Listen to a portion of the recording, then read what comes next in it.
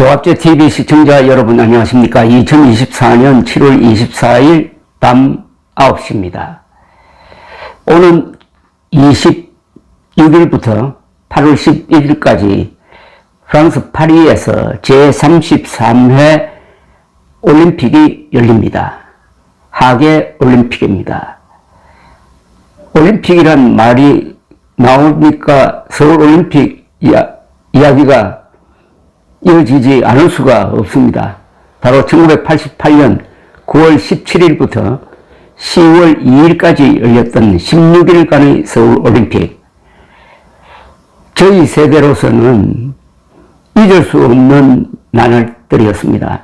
그리고 그 서울 올림픽이 세계 역사를 바꾸었습니다. 물론 한국 역사도 바꾸었습니다. 다 좋은 방향으로 바꾸었습니다. 그래서 파리 올림픽을 맞으면서 36년 전의 서울 올림픽을 다시 돌아보게 됩니다. 저는 서울 올림픽을 즐겼고 서울 올림픽을 기록하는데 약간의 역할을 했으므로 서울 올림픽 이야기를 전해야 하는 의무를 가진 기자이기도 합니다. 가장 많은 외국 기자들이 한국에 온 것은 한국전쟁 때와 그 38년 뒤 서울 올림픽 때였습니다. 그런데 이 두 사건은 다른 모습으로, 다른 방식으로 세계사를 바꿨습니다. 김일성의 불법 남침에 우리는 남녀노소가 다 나와서 몽둥이와 돌멩이를 들고서라도 싸울 것이다는 이승만 대통령의 사생 결단 의지에 트루먼 미국 대통령은 김일성의 남침을 마적단 습격사건으로 규정하고 무슨 수를 써서라도 저 개자식들을 막아내겠다면서 유엔군과 미군 파병을 결단했습니다.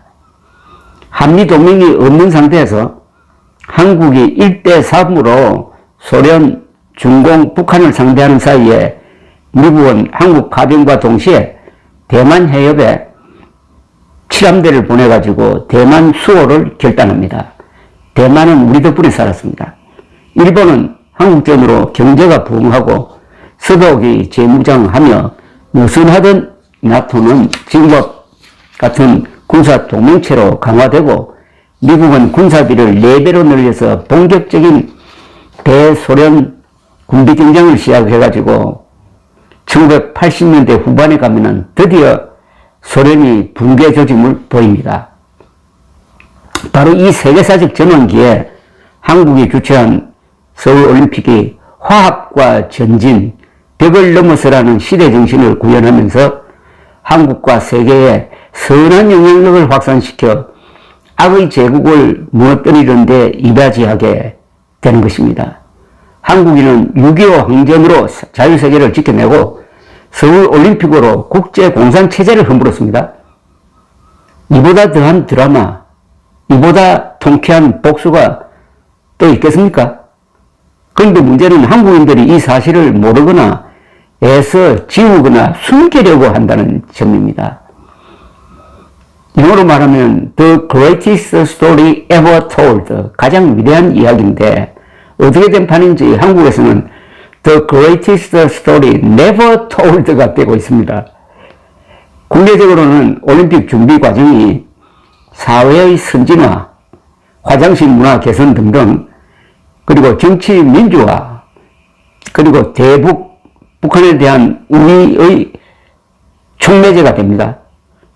12년 만에 처음으로 이름의 벽을 넘어 온전한 올림픽이 이루어지고 그 분위기는 이듬해 1989년 동구 민주화, 그 3년 뒤에는 소련 붕괴에 영향을 주고 노태우 대통령이 이런 전환기를 북방정책으로 돌파를 하고 그리하여 한국은 동구, 소련, 중국, 베트남 등 공산권과 수교하고 한국인의 활동 공간을 지구촌 전체로 확대시킵니다.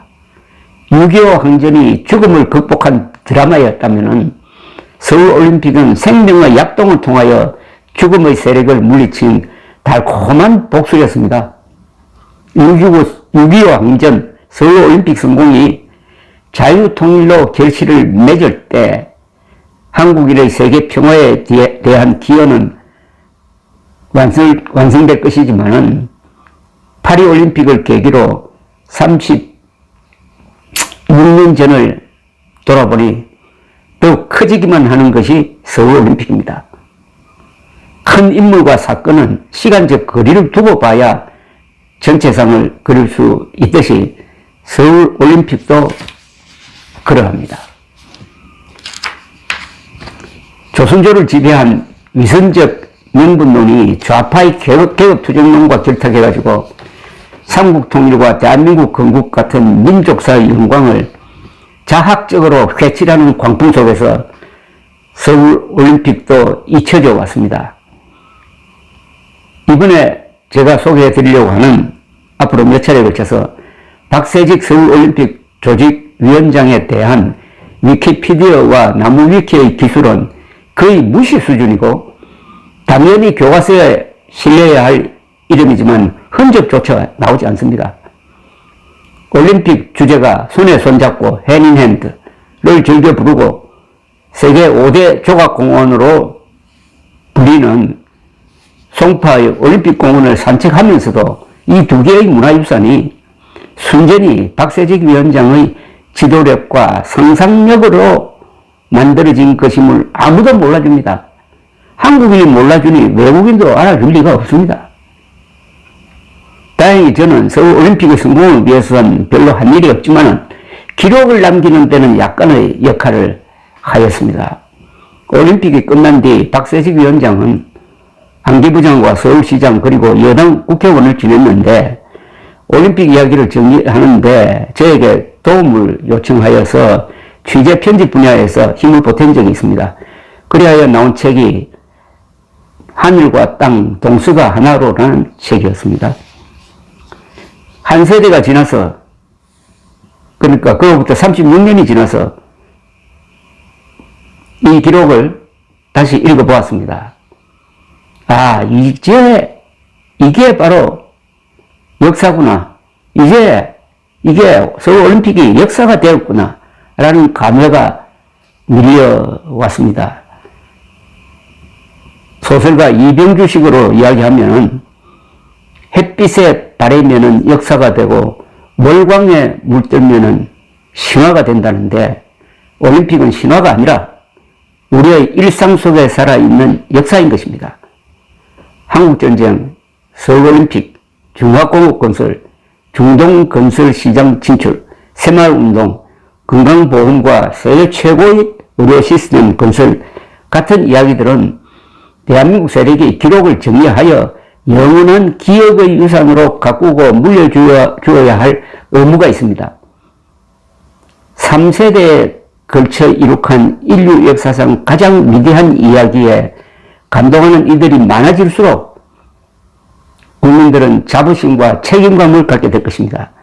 개인의 자존심은 공동체에 대한 자부심과 연결될 때 풍성한 에너지를 지니게 될 터이고 사람이 달라지게 됩니다. 의젓하게 되는 거죠. 앞으로 계속될 이 서울올림픽 이야기에 많은 관심을 보여주시기를 바랍니다. 계속하겠습니다. 감사합니다.